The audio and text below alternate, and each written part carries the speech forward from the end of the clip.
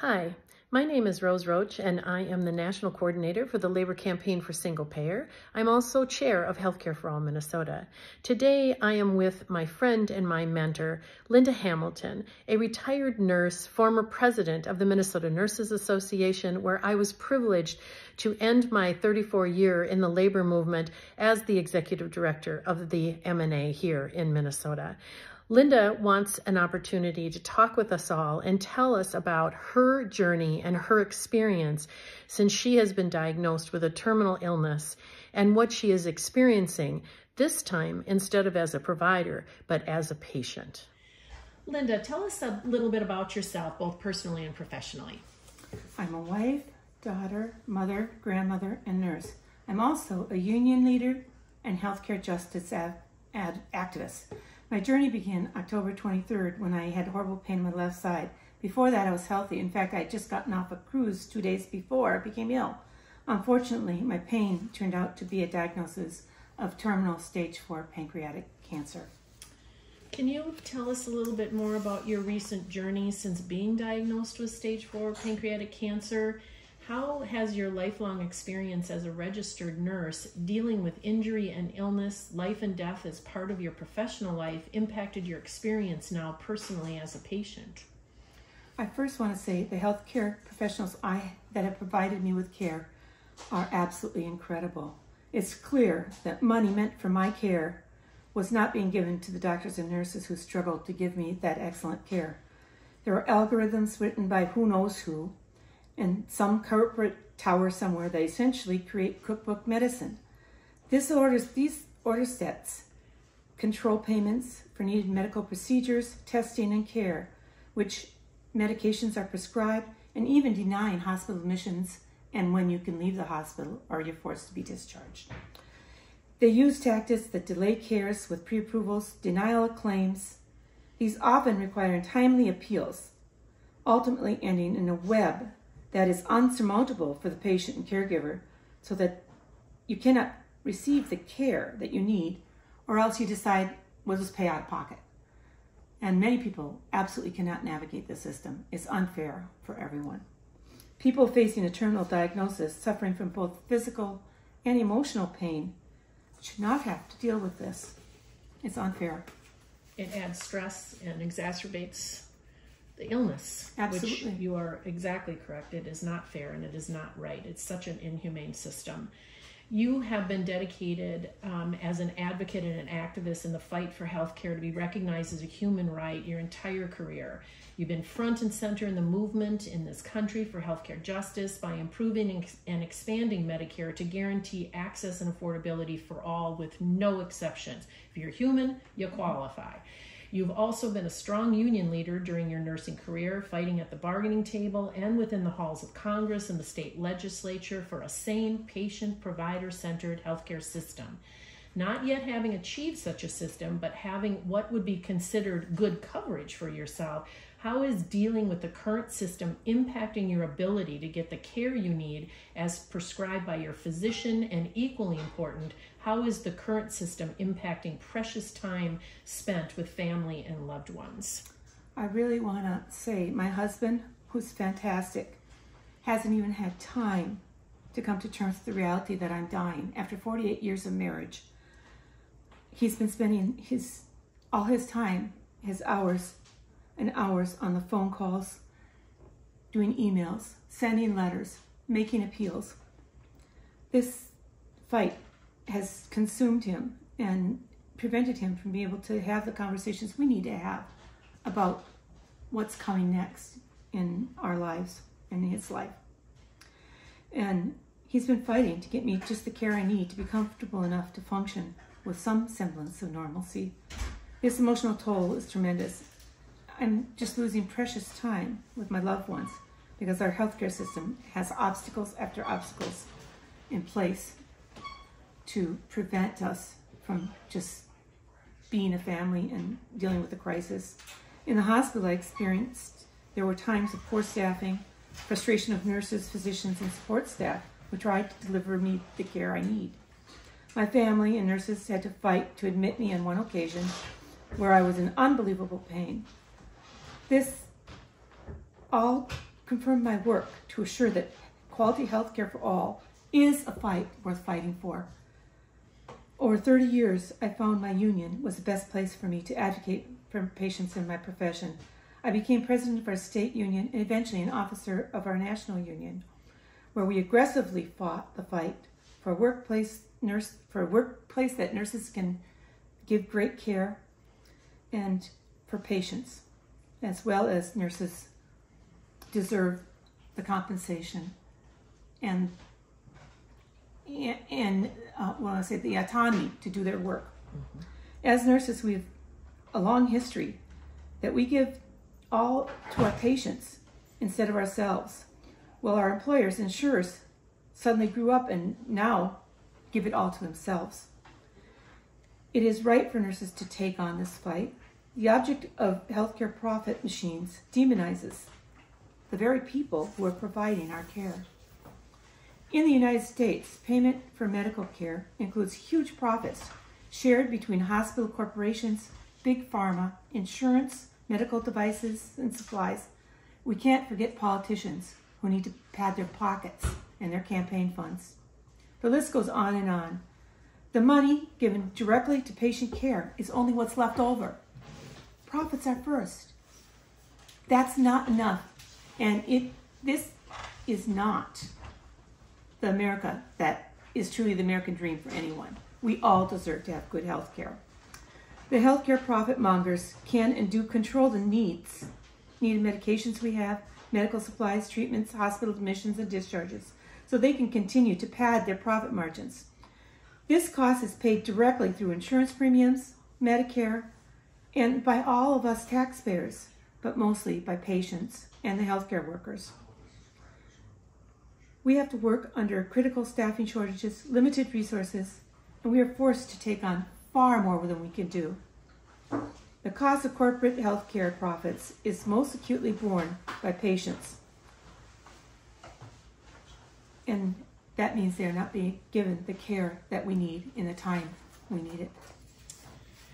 Amen. Another piece to this convoluted, fragmented system, of course, is pharma. Big Pharma is another profit-based corporation that is heavily ingrained in our healthcare system. What has been your experience when dealing with getting the medications you need for your diagnosis and pain that you are suffering? I don't mean to repeat myself, but I think it's so important. I will anyway. The money spent trying to decrease the cost is being borne by reducing care, inadequate staffing, profit to pharma, healthcare corporations, insurance, politicians who accept those campaign contributions and certainly like to pad their pockets.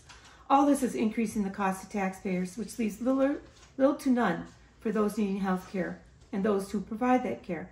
I went to the ED where I encountered delays in cares, inadequate pain management due to understaffing, and the need to assess if I was seeking opioid for my addiction. Following the pharma-caused opioid addiction crisis, laws were put in place to decrease opioid addiction. A good thing? Maybe for some. However, they left cruel obstacles for those of us who need care for severe chronic pain. The night I went to the ED and was diagnosed, a CT was done, I was diagnosed with pancreatitis. Only after that did I receive pain medication. That was 5 hours after I entered the ED. Later that day, I was told I had a pancreatic tumor that was concerning. Yet that night, due to an opioid policy by the hospital, my all pain medication was discontinued at 2 a.m. I could only use Tylenol. It only took 3 hours, or I should say it did take 3 hours, for a doctor to give me more pain medication. Then, it was far from adequate. This went on for 2 days until I demanded a pain consult, which was not easy. They don't like to get the pain team involved. At this time, I finally did get some relief from my severe pain. I was discharged, but with only 3 days of narcotics. Then, had to convince my primary physician to give me a lesser dose until I could see a pain doctor here. It was agony. I was in agony. I ended up in the ED in excruciating pain at Mayo, where anesthesia was even called, and I finally found relief. They admitted me to palliative care, where an effective pain plan was finally put in place. Between cookbook orders and the opioid law, this clearly ended up in huge cost in both pain and cost of the ED hospitalization that was unnecessary. I have many examples where the fight to avoid opioid addiction has created a nightmare for patients in need of pain control and for the doctors who are trying to follow the new regulations and not get in trouble for overprescribing these pain meds. Certainly has caused us to be between a rock and a hard spot in dealing with. The pharma is the one who actually started this whole ball rolling with this opioid addiction, and then now we're on the back end of it, and people who need the pain medication are not getting access to it. The opioid epidemic, as I said, enlisted several regulations that were to limit the inappropriate use of opioids. However, in trying to overcome one problem, it seems they have caused another, a truly cruel one with unintended consequences for those who have chronic and terminal illness. Can you talk a little bit more about that? Again, they enlisted cookbook medicine to solve a problem. Standing orders and laws that were meant to decrease opioid addiction, not to control chronic pain. Doctors are watched for how many narcotics they prescribe. If they prescribe too many, they get reported and have to explain themselves. They don't want that. They can only prescribe 3 days worth of narcotics to send home unless there is a admission diagnosis of a terminal illness. Pharmacies are limited in how many narcotics they can have on stock due to policies and safety. I get 2 weeks at one pharmacy worth of narcotics, and I have to go to another to get another 2 weeks. This involves the pharmacists at one pharmacy having to hoard supplies just so I can get my 2 weeks worth at that pharmacy. This also means I can't go to my preferred pharmacy for my drugs, which increases out-of-pocket expenses for me. Pain meds are no longer moneymakers for pharma. That's one of the problems here. And they have created critical shortages of these medications. 2 of the drugs I'm on, Dilaudid, we have to get it from Walgreens, we have to get it from Mayo, and sometimes even from CVS in order to get enough to supply my needs for chronic pain medication. And fentanyl patches, there's a shortage of manufacturing of them. So now instead of wearing 1 patch, right now today I'm wearing 3. And then again, I get 1 week's worth, then I get another week's worth, then 2 weeks there. It's all scared to death that I will not have enough next week. That's absolutely unacceptable. Remember, and like you said, Big Pharma caused this problem. And they cause the opiate addiction problem themselves, yet they look at patients to pay the price. So as long as they can't profit off it, it no longer matters to them, is what Exactly. the bottom line comes down to. Yep. So what other issues with pharma or coverage do you think have caused some of these issues that you are facing? One issue is, the biggest issue is pharma wants to make the most money they can for as long as they can and gouge whoever they can. I just have to say that. Maybe a little biased, but I have found that to be true. One drug is an orphan drug that I take. In other words, it's not very rare. Very few people take it. It's $2,400 a month for that drug. After insurance, it's more than $600 a month. My husband, working with a social worker, did a lot of work and countless emails, forms, and finally got the manufacturer to actually give us that drug. That's good for us, but this was not so easy. Other people aren't going to get that. Other people who maybe are even in worse shape financially than we are will not have that opportunity or will not think to even do it. And I think that's why they give it to us, because they don't want us to squeak our squeaky wheel, but we'll see. There's an inability to fill or have covered expenses that should be paid. I need a glucose monitor. I'm at high risk of having low blood glucose, which is very dangerous. And Medicare Part B, if you read the policy, it's clear that they should pay for it We cannot find anything in there saying that they should not be paying for it. And the doctors that have read it, they agree with me.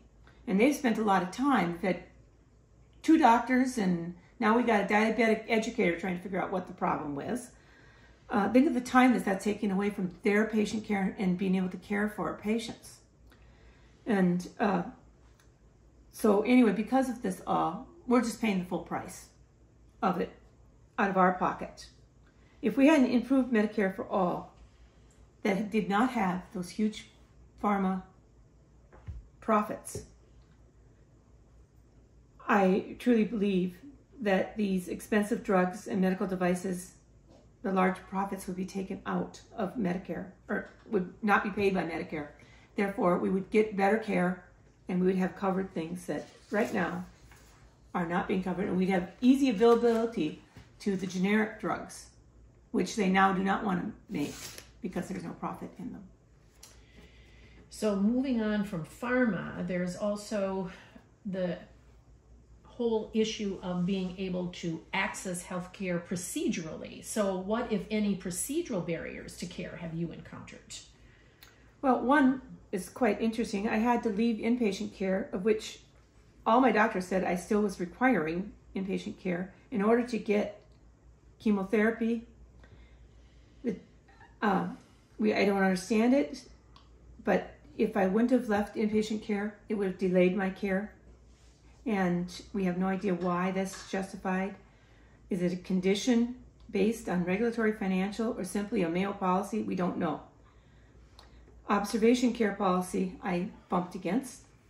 And this is not consistent across any means and results in thousands of dollars paid by the patient. And some patients are not aware how much it's going to cost and cannot figure out how to be actually admitted or if they can go home safely. Observation status never improves care. It simply passes charges on to the patients who have no idea what they're going to end up paying in the end. Prior approvals.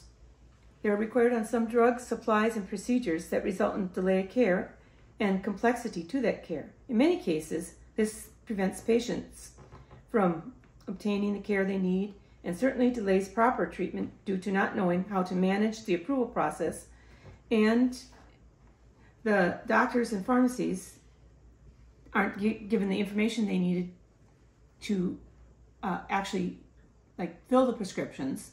So we have to do appeals, we have to redo them, and really the delay in care, just having to do the paperwork correctly and putting the right words or codes in, takes a lot of time for everyone, and that time again is borne by the patient.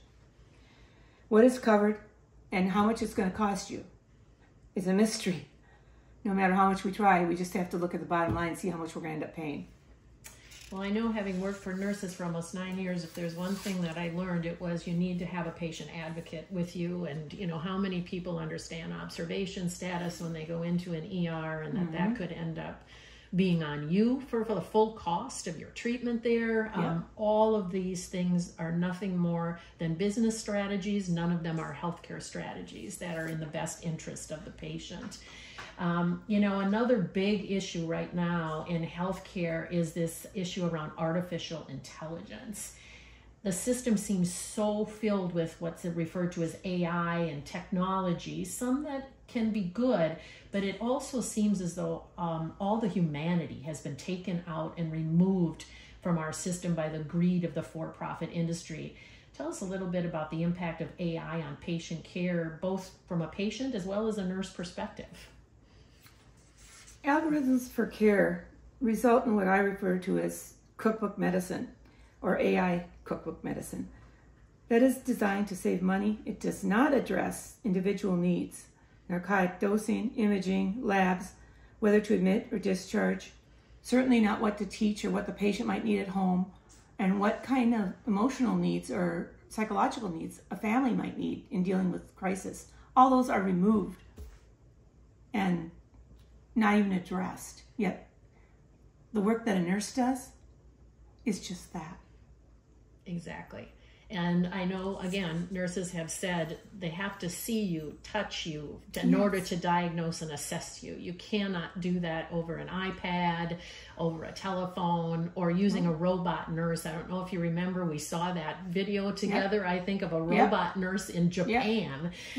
This is insanity. There are just some things where the technology has gone too far. If I might add to that, is that I can't tell you as a nurse how many times I've looked at a patient, talked to a patient, like you said, touched them. I know something is wrong. And I tell the physician something is wrong.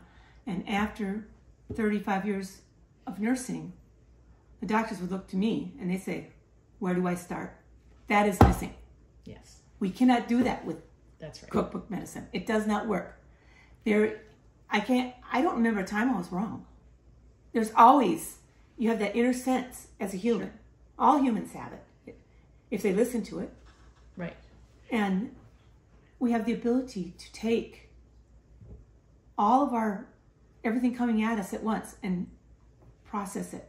Right. Whereas the only thing cookbook medicine can do is take a blood pressure, temperature, this, that. All the other stuff is off the market. That doesn't tell the full story. It does not. And I know that nurses have said that they can notice the smallest thing, a change in the color of your eyes, the smell even of your breath can indicate. And as a layperson, that's not something I would pick up. If you're home recovering with me, being your caregiver, that's why we go to the hospital. We go to the hospital for nursing care, because 24 hours you are there to notice those type of things to, hopefully avoid a catastrophe. Right, and that's why staffing is so important too, as we talk about staffing. And nurse staffing is absolutely critical, but I've actually learned through this experience, staffing of other personnel is also really important. Absolutely. As a nurse, if we don't have time with the patient, we can't pick up on those things. Time matters. And it really, just walking into a room to get a blood pressure is not going to give me everything I need. Right. I need to have the time to actually assess the patient and look at them and feel them, like you said. But also, even the housekeepers, they come in, they do their job. That's right. I can't tell you as a nurse how many times the housekeepers picked something up on. That's really important. So we need to value our other absolutely healthcare workers as well. It's a team effort. It is a team effort. For sure. So, Linda, what is your message to us about the failures of our system, and what can we do to make change and to ensure that everyone gets the health care they need when they need it, not just when they can afford it? Our healthcare system is a mess, but it's not impossible to fix. We have good people. We have smart people. And along with the healthcare system power structure that's focused on profit over patients, our political power structure is failing us as well, because they refuse to understand the urgency that's desperately needed. There's money in it for them. We must understand the urgency of that's desperately needed. The fundamental structure changes need to be put in place that put patients at the center of our system, not profits, not costs. I truly believe the patient is where it should start. I have the best Medicare plan available yet. I still have significant out-of-pocket expenses. I also have experiences that are helping me negotiate the web and the mystery surrounding Medicare and the healthcare holes we have. These are fixable. If we have the will, the courage to fight for healthcare, to remove profits from those who clearly do not deserve them, we have another chance to provide patient care to the people that need care. And I'd also add health care to our society. This care is absolutely critical. It is needed, and it would save money. We take the profits out of there and instead look at the people, look at our population here in America. We can decide what they need and what they want. They'll tell us. And we can make a Medicare that'll work. We can do it. I strongly believe that Medicare for All is clearly the best option available. It's a place to start, and a lot of the work is done. We know the holes. We know how to fix them. The United States just needs to take it on and do this. Well, Linda, I think it's an understatement to say that the fact that you wanted to tell your story when you are facing the diagnosis that you are such a hero to so many of us. You have been my mentor and my friend since we met back in 2014.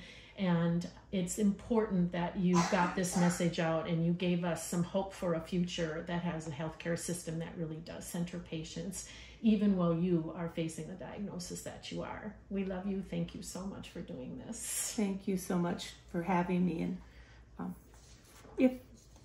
if I can, I'd like to speak just a little bit about my experiences that I've had with 3 different hospitals. They're very different.